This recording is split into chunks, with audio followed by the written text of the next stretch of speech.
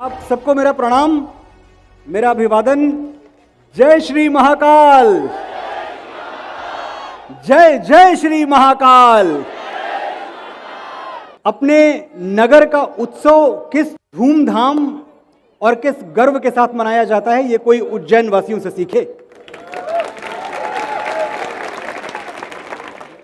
हमारे उपनिषदों में सुनने की परंपरा है। अहंकार शून्य होके मुझे कितना आता है, मुझे कितना पता है, ये भूल के जो वक्ता है, जो सामने बोल रहा है, मैं उसको सुनूंगा। ये परंपरा उपनिषदों से आती है साथियों। उपनिषद का अर्थ यहां बैठा हर कोई जानता होगा। उप का मतलब होता है समीप, पास, नजदीक, करीब, और निषद का मतलब होता है बैठना, पास बैठकर, करीब बैठकर सुनना। यही तो उपनिषद है, यही हमारी परंपरा है। और आज ये मेरा विश्वास है कि जब मैं यहां बोल रहा हूं बाबा महाकाल की नगरी से, तो पूरा विश्व मुझे सुन रहा है। ऐसे सामने जो लोग हैं वो सुन रहे हैं, लाइव फीड जाएगा, डिजिटली सुनेंगे, पूरी दुनिया सुनेगी। और मैं पूरी दुनिया को अपना परिचय देना चाहता हूं, आपका परिचय देना चाहता हूं। मैं कहना चाहता हूं पूरी दुनिया से कि देखो हमारी ओर, पहचानो हमें, हम वही हैं जो बाण भेद के धरती से धारा निकाल दिया करते थे। एक उंगली पे गोवर्धन उठा लिया करते थे। हम ही थे वो दिलेर जो चक्रव्यूह में वापस लौटने की विद्या सीखे बगैर गए, और वो भी हम ही थे जिनके फेंके हुए पत्थर पानी में तैर गए।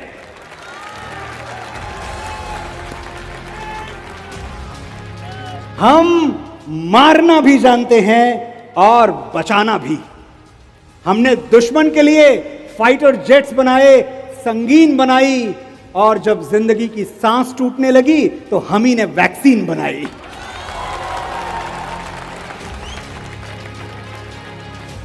और लिख दिया उस वैक्सीन पर सर्वे संतु निरामया, यानी ईश्वर बाबा महाकाल सिर्फ हम पर ही नहीं, हर किसी पर, सब पर करें दया। हम जाबाज हैं, जियाले हैं, आंधियों से खेले हैं, बिजलियों के पाले हैं। हम शांति का सवेरा हैं, मानवता के उजाले हैं। पहचानो हमें, हम भारत वाले हैं। कौन है हम? ये हुई ना आवाज, आपका ये आहंग, ये नाद, ये गूंज 7 समंदर पार भी पहुंच रही होगी। जहां कुछ दिनों पहले किसी ने एक कविता पढ़ दी थी, यहां मैं लेखकों की प्रबुद्ध लोगों की नगरी में बैठा हूं। किसी ने एक कविता पढ़ दी अमेरिका जाके, आई कम फ्रॉम एन इंडिया। बड़ी शर्मनाक कविता, बड़ी शर्मनाक और झूठी तस्वीर खींचती भारतवर्ष की दुनिया के सामने। आज फिर मेरे पास मौका है, मेरे भाई बहन, मेरे साथी, मेरे बुजुर्ग यहां मौजूद हैं। मैं बताना चाहता हूं कि हम किस भारत से आते हैं। मैं, और जितनी बार मैं कहूंगा मेरा मतलब है मैं और आप, मैं उस भारत से आता हूं जिसके होठों पे गंगा और हाथों में तिरंगा है। मैं उस भारत से आता हूं जिसके होठों पे गंगा और हाथों में तिरंगा है। मैं उस भारत से आता हूं जो कभी सत्यम शिवम सुंदरम, कभी वंदे मातरम, और कभी पंजाब, सिंध, गुजरात, मराठा, द्राविड़, उत्कल, बंगा है। मैं उस भारत से आता हूं जो ठुकराए हुए लोगों की शरणस्थली बन जाता है, और 7 समंदर पार परदेशियों को भी सिस्टर्स एंड ब्रदर्स कह के बुलाता है। मैं उस भारत से आता हूं जिसने दुनिया को हितोपदेश दिया, कर्म योग सिखाया, लेकिन खुद कभी अपना पराया नहीं सीख पाया। मेरा भारत वसुधैव कुटुंबकम के सिद्धांत पे जिया। मेरा भारत वो नीलकंठ है जिसने खुद विष पी के दुनिया को अमृत दान किया। मेरा भारत कर्मण्येवाधिकारस्ते गाता है, तीनों लोगों का स्वामी होके माखन चुराता है, और महाअवतार होके मां के हाथों मार खाता है। मैं गौतम के भारत से आता हूं जहां जनहित के लिए एक राजपुत्र सन्यासी हो जाता है। मैं राम के भारत से आता हूं जहां पिता की एक बात पर बेटा सिंहासन त्याग कर वनवासी हो जाता है। मैं उस भारत से आता हूं जो स्त्री को उसके स्वाभिमान से पहचानता है, एक कुंवारी मां को महासती कुंती के नाम से जानता है और 5 पतियों वाली द्रौपदी को देवी मानता है। मेरा भारत आकाश सा बलवान है, फिर भी धरती सा धैर्यवान है। मेरा भारत प्रेम का पुण्य लोक, अहिंसा का जन्म स्थान है, लेकिन स्त्री का अनादर हो जाए तो हमारा बच्चा बच्चा हनुमान है। पढ़ो हमारा इतिहास जो हमारे मस्तक पर लिखा है। एक दुशासन ने हमारी बेटी का आंचल खींच लिया, हमने 100 भाइयों की चिता जला दी। एक रावण ने हमारी मां का हरण कर लिया, हमने पूरे राक्षस कुल की लंका लगा दी। मैं उस भारत से आता हूं न कभी रुका न झुका न डरा है। मेरा भारत वीरता की वसुंधरा है। आज अपना परिचय इसलिए दिया क्योंकि प्रणाम करके परिचय देना हम भारतवासियों की परंपरा है। साथियों, हमारे यशस्वी पूर्व प्रधानमंत्री, भारत रत्न, कवि कुल के शिरोमणि श्री अटल बिहारी वाजपेयी, मुझे एक किस्सा याद आता है। हम बात झुकने की कर रहे हैं। इमरजेंसी के दौरान अटल जी को और आडवाणी जी को बेंगलुरु की एक जेल में बंद कर दिया गया था। वहां कुछ दिनों बाद अटल जी की तबीयत थोड़ी खराब हुई तो उनको एम्स दिल्ली भेज दिया गया स्वास्थ्य लाभ के लिए। एक दिन अटल जी की कमर में बहुत भीषण दर्द उठना शुरू हुआ। डॉक्टर बुलाए गए। डॉक्टर आए, उन्होंने देखा, बोला अटल जी कोई खास बात नहीं है, मोच आ गई है, लगता है आप झुक गए होंगे। अटल जी भीषण दर्द से करा रहे थे, पर कराते हुए बोले, डॉक्टर साहब ये कहिए मुड़ गए होंगे, झुकना तो हमको आता ही नहीं है।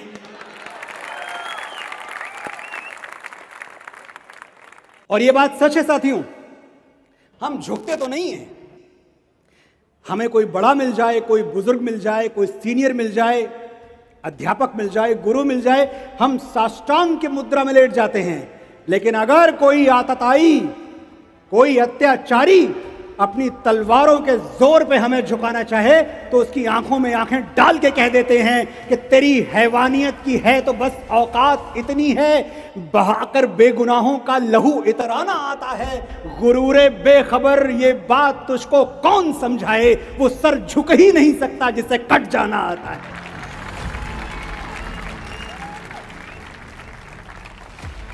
तो ये बिल्कुल सही है कि झुकना तो हमको आता ही नहीं है, ना हमारे अटल जी को आता था, ना उनकी कुल वंश और परंपरा में जन्मे हम जैसे साधारण लोगों को आता है। हम झुकने के लिए हमने 4 स्थान ढूंढ रखे हैं और मुझे लगता है जो मैं बताऊंगा आपके भी 4 स्थान यही है। हम परम पिता परमात्मा के आगे झुकते हैं, हम गुरु के आगे झुकते हैं, हम अपनी माता के आगे झुकते हैं और हम अपने पिता के आगे झुकते हैं। इसके अलावा आप कहीं और झुकते हैं? नहीं झुकते, झुकना भी नहीं चाहिए। मैं यहां देख रहा हूं मेरे बहुत सारे नौजवान साथी हैं, मेरी माताएं बैठी हैं।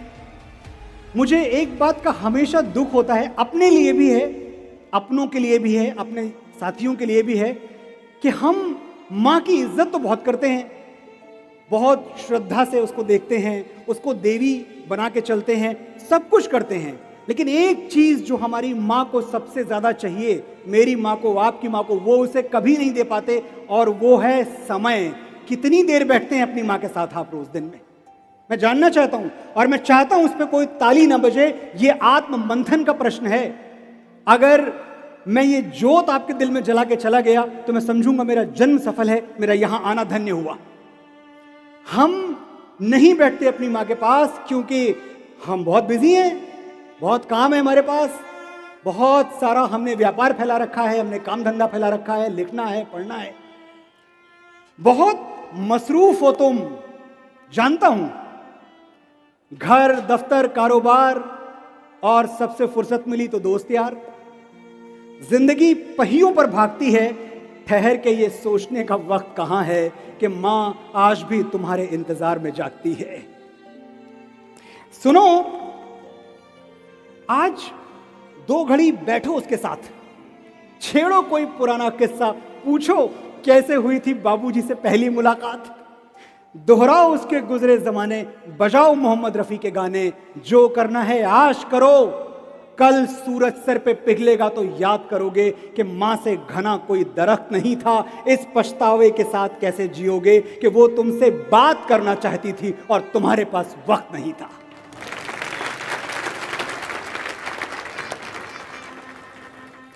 साथियों, हमारे पास किसके लिए वक्त नहीं है? उसके लिए जिसने अपनी जवानी गला दी हमें बड़ा करने में। हमारे पास उसके लिए वक्त नहीं है। हम बुरे लोग नहीं हैं, हम भटके हुए लोग नहीं हैं। बस चाहिए कि हमें कोई ये बात याद दिलाए कि मां की अहमियत क्या है घर में। और जब मैं कहता हूं कि मां से ज्यादा प्यार दुनिया में कोई कर नहीं सकता, तो मैं ये भावनाओं के आधार पे नहीं कह रहा, ये मैं जज्बात के आधार पे नहीं कह रहा, ये मैं किसी किताब में पढ़ के नहीं बोल रहा। मैं डेटा और नंबर्स पे बात कर रहा हूं। हिसाब लगा के देख लो, नंबर्स की बात करते हैं।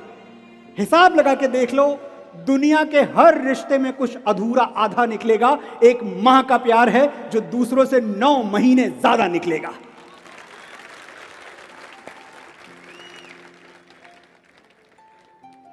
और वही मां अक्सर हमें नजर नहीं आती। और उसका भी एक रीजन है, जो हर वक्त आसपास रहता है वो अक्सर नजर नहीं आता। मां के साथ यही होता है, पता नहीं कब घर के किसी कोने में खो जाती है। वो इतना दिखती है कि दिखना बंद हो जाती है। तुमने आखिरी बार उसे आंख भर के कब देखा था? कब उसकी साड़ी या सूट की तारीफ की? कब उसकी चूड़ियों का रंग नोटिस किया? कब उसकी नेल पॉलिश पर अपनी राय दी? आखिरी बार कब कहा था, मां जच रही हो, बहुत सुंदर लग रही हो? तुम क्या सोचते हो, उसे सिर्फ तुम्हारा कमरा सजाना और तुम्हारा स्वेटर बुनना अच्छा लगता है? मां भी कभी लड़की थी दोस्त, और दुनिया के हर लड़की की तरह उसे भी तारीफ सुनना अच्छा लगता है। अभी देर नहीं हुई है, जाओ और तुम्हारी मां से खूबसूरत दुनिया की कोई लड़की हो नहीं सकती, ये सच उसे आज और अभी बताओ। और जब आप जाएं अपनी मां को ये सच बताने, तो उसको भी प्रणाम कर लीजिएगा, जिसके बलिदान, जिसकी कुर्बानियों को लिखने के लिए इतिहासों को स्याही नहीं मिली। हमारे देश में पिताओं के लिए कुछ लिखा नहीं गया, कभी उनका अभिनंदन नहीं किया गया। यही उज्जैन हमारे महनीय कवि श्री ओम व्यास जी यहां हुआ करते थे। मुझे याद है, एक बार मैं टेलीविजन पे उनको सुन रहा था और उन्होंने एक बात कही जिसने मुझे महीनों तक रुलाया है। ओम व्यास जी ने कहा कि जब पिता होता है, जब पिता का साया सर पे होता है, तो लगता है ये बाजार के जितने खिलौने हैं ना, ये सब हमारे हैं, जब चाहेंगे जहां से चाहेंगे खरीद लेंगे। पिता की जेब में मुद्रा कितनी है, पैसा कितना है, फर्क नहीं पड़ता। हर बाप अपने बेटे का हीरो होता है, लेकिन क्या हमने अपने हीरो को सेलिब्रेट किया? मैं एक निजी अनुभव बताता हूं। मैं डरता नहीं। मेरे पिताजी की उम्र 84 वर्ष है, 84 वर्ष है, जपल हो चुके हैं, वृद्ध हो चुके हैं। उनके बगल बैठता हूं तो मुझे लगता है अब दुनिया में मेरा कोई कुछ बिगाड़ नहीं सकता, मेरा बाप मेरे बगल में बैठा हुआ है।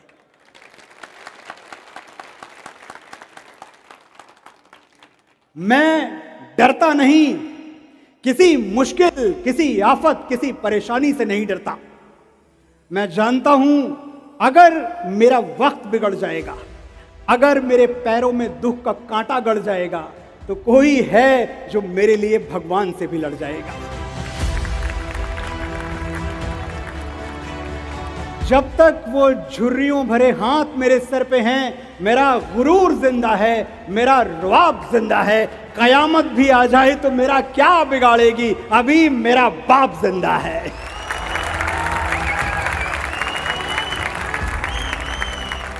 ये पहला स्टेट है जिसने महाराज विक्रमादित्य की कथाओं को टेक्स्ट बुक में पढ़ाना आरंभ किया। ये पहला स्टेट है जो इस बात के लिए कटिबद्ध है कि उच्च शिक्षा में, यूनिवर्सिटीज में भगवान श्री राम की कथाएं पढ़ाई जाएंगी, उच्च शिक्षा में हमें भगवत गीता का ज्ञान दिया जाएगा। मुझसे भी मंत्री जी कह रहे थे कि हमेशा, चाहे वो अदालत हो या कहीं भी हो, कहते हैं भगवत गीता पे हाथ रख के कसम खाओ, सौगंध खाओ कि जो बोलूंगा सच बोलूंगा। अगर आपने भगवत गीता पढ़ी ही नहीं है, आपको पता ही नहीं इसके अंदर क्या लिखा हुआ है, तो कौन सी सौगंध और कौन सी कसम खा रहे हैं आप? जरूरी है आपका इतिहास पढ़ना जरूरी है, अपने सही नायक चुनना और उनको पहचानना, क्योंकि हमें गलत नायक देने की कोशिश तो सदियों से होती आ रही है। आप सब जानते हैं, ऐसा कुछ नहीं कि मैं बताऊंगा तब आप जानेंगे। यही जहां मैं इस वक्त खड़ा हूं, 800 साल पहले इल्तुतमिश नाम के एक डकैत ने, जो खुद को बादशाह कहता था, हमारे महाकाल का मंदिर तोड़ दिया था। आप जानते हैं, कोई नई बात नहीं बता रहा हूं मैं आपको। एक लोहे का स्तंभ हुआ करता था यहां, मैंने सुना है, और मैंने कुतुब मीनार के बगल में वो स्तंभ देखा भी है। महाराजा आदि विक्रमादित्य का बनवाया हुआ लोहे का स्तंभ, अल्लाह अकबर बोल के सब लूट ले गए और वो स्तंभ ले जाके कुतुब मीनार के बगल में गाड़ दिया। 800 साल हो चुके हैं। उस स्तंभ ने सर्दी देखी, बारिश देखी, गर्मी देखी, धूप देखी, 1 इंच पर भी जंग नहीं आया। खुले आसमान के तले वो स्तंभ गड़ा हुआ है। इल्तुतमिश की 7 पीढ़ियां, 7 पुश्तें सर पटक के मर गई। वो ये नहीं समझ पाए कि महाराज विक्रमादित्य ने लोहा कौन सा गलवाया था।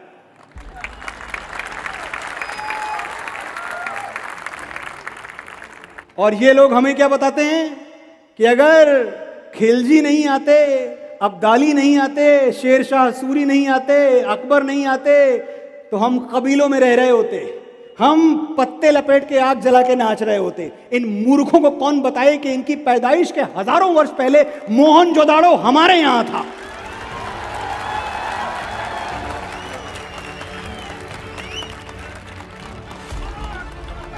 दुनिया की पहली फंक्शनल सिटी, जिसमें बाकायदा ड्रेनेज सिस्टम था, जिसमें एग्रीकल्चर था।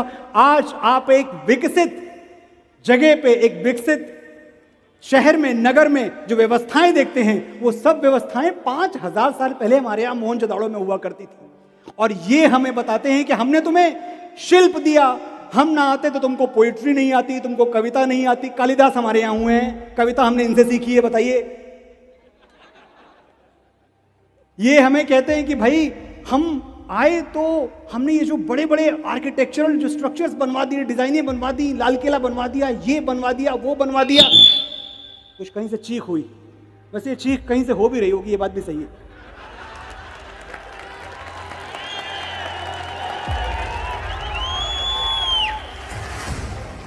आपकी तालियां बता रही हैं कि भाई चुप बैठो। ये जो तुम बड़ी बड़ी बातें कर रहे हो, मुगलों, अब्दालियों, हजारों वर्ष पहले तुम्हारी पैदाइश के हमारे यहां महाकाल का भव्य मंदिर बन चुका था। बना था या नहीं? चंदेल राजाओं के बनाए हुए भव्य मंदिर, जब शायद मुगलों ने 2 ईंट जोड़नी नहीं सीखी थी, तब हमारे यहां चंदेल राजाओं के बनाए हुए भव्य मंदिर थे। अजंता हमारे यहां, एलोरा हमारे यहां, कोणार्क हमारे यहां, और तुमने स्ट्रक्चर बनाना हमको सिखाया। तुम अपने समरकंद और फरगाना में टॉयलेट नहीं बनवा पाए, हमारे यहां ताजमहल बनवाने आए थे।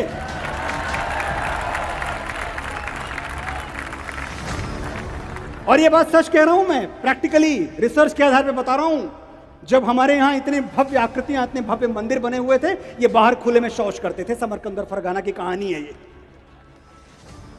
और बात निकली है, निकल पड़ी है तो बात दूर तक जाएगी। ताजमहल की बात निकल पड़ी है। 17वीं शताब्दी में जब शाहजहां ताजमहल बनवा रहे थे, पता नहीं आप में से कितनों को पता है या नहीं पता है, ये वो पीरियड था, ये वो दौर था जब इसी हमारे आपके भारत देश में 35 लाख लोग भूखमरी का शिकार होकर दम तोड़ चुके थे, भूख से मर चुके थे। ऐसे आलम में एक राजा, एक बादशाह क्या करता है, उस जमाने के 9 करोड़ रुपए एक मकबरे पे खर्च कर देता है, जिससे पूरे देश की गरीबी मिट सकती थी। एक तरफ हमने महाराज विक्रमादित्य को देखा और एक तरफ इन लुटेरों को, इन डकैतों को देखा। ये भी हमारी बदकिस्मती।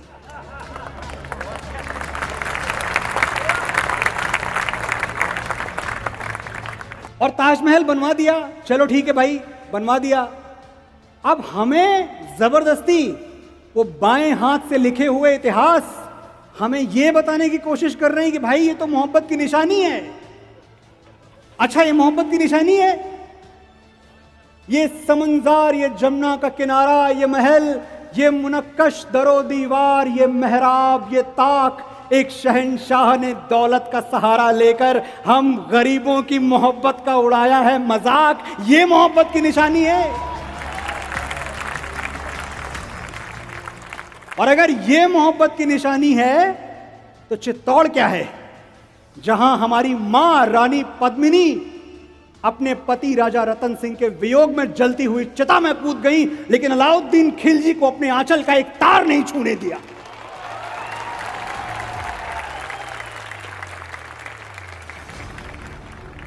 प्रेम की निशानी चाहिए, प्रेम की निशानी जानना है, वो पुल देखिए जो हमारे भगवान श्री राम ने अपनी प्राण प्रिया पत्नी सीता को रावण के चंगुल से छुड़ाने के लिए समंदर के सीने पे बांध दिया, वो है प्रेम की निशानी। हमें आप दिखाते हैं जोधा अकबर, हमें आप दिखाते हैं सलीम अनारकली।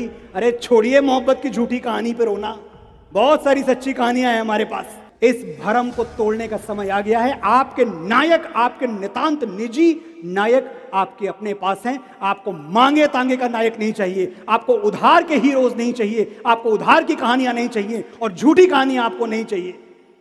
प्रेम सीखना है, सीखिए भगवान राम से। दुनिया के सबसे बड़े असुर से, जिसने ग्रहों नक्षत्रों को कैद कर रखा था, उससे जाके भिड़ गए अपनी पत्नी को छुड़ाने के लिए भालुओं बंदरों की सेना लेके। क्या था उनके पास? इसे कहते हैं प्रेम। ये हुई मर्दानगी। विश्वास सीखना है, मां सीता से सीखिए। वही अशोक वाटिका जहां रावण उन्हें यातनाओं पर यातनाएं दे रहा था। कम्युनिकेशन नहीं था मां सीता और राम के बीच में। पता नहीं था कि भगवान राम चल चुके हैं, आ रहे हैं या कभी नहीं आएंगे, कुछ नहीं पता था। और रावण हर दिन आके कहता, देखो मेरी ओर, मैं रावण हूं, मैंने ग्रहों नक्षत्रों को कैद कर लिया है, मैंने देवराज इंद्र को हरा दिया है। सीता, तुम्हें मेरी कैद से छुड़ाने वाला इस ब्रह्मांड में कोई नहीं है। सोचिए, मां सीता का विश्वास क्या डगमगाता नहीं होगा? क्योंकि रावण बात तो सही कह रहा था, रावण की बात में कुछ गलत नहीं था, लेकिन मां सीता आंखें मिला के कहती थी, मेरे राम मुझे लेने आएंगे रावण, देखता रह जा। यह था एक सुहागन का विश्वास। इस विश्वास की पराकाष्ठा देखिए। जब महाबली हनुमान अंगूठी लेके आते हैं और बताते हैं मां सीता को अशोक वाटिका में कि मैं दूत हूं राम का, तो एक बात और कहते हैं, सोचिएगा। वो कहते हैं, मां मेरे कंधे पे बैठो, मैं आपको उड़ा के ले जाऊंगा भगवान राम के पास, मुझे कौन रोक सकता है। और बात सही भी थी। आपने कभी सोचा है कि उस दिन मां सीता हनुमान के साथ जा सकती थी? क्यों नहीं गई?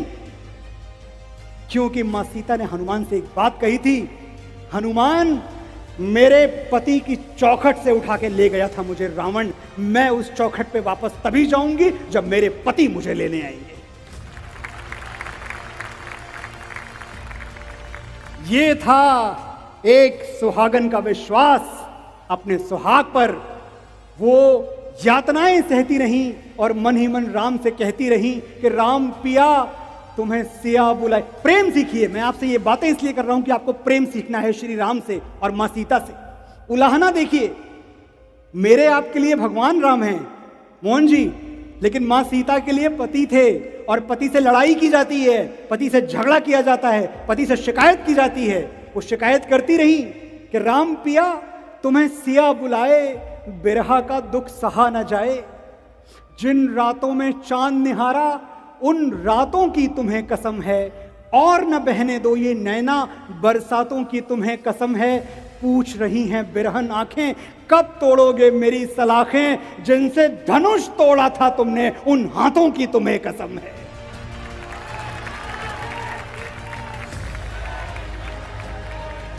आए गए कितने ही सावन, सांवरिया बस तुम ही ना आए।